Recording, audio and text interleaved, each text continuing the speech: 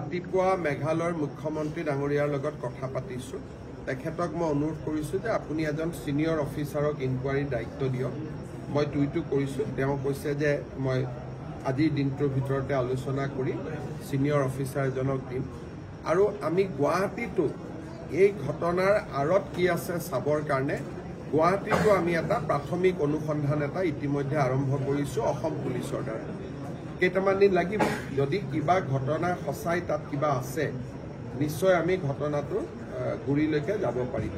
মই খালি এটাই অনুৰোধ কৰিম যে আমি যিবিলাক সমাজত কথা আলোচনা হৈ থাকে অকণমান আমাৰ গাৰ্জেনৰ পৰা ডেকা ল'ৰা ছোৱালীলৈকে আমি যাতে অকণমান সচেতন হওঁ, সাৱধান হওঁ, সতৰ্ক হৈ থাকোঁ। অলপমান সমাজতো সামাজিক দিশতো এইবিলাকৰ ক্ষেত্ৰত কাম কৰাৰ প্ৰয়োজনীয়তা আছে।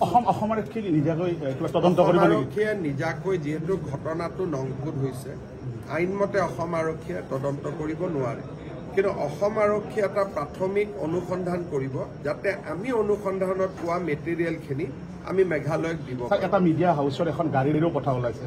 মই ইমান ভিতৰলৈকে যাব খোজা নাই, কাৰণ কেতিয়াবা অলপমান পুলিচৰ কাৰণে এৰি দিব লাগে। বাকীখিনি পুলিচে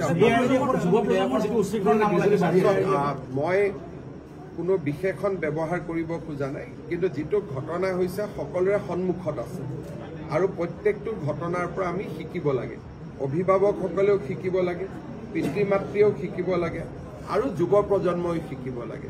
ভালখিনি আমি গ্ৰহণ কৰিব লাগে, বেয়াখিনি আমি আঁতৰাব লাগে।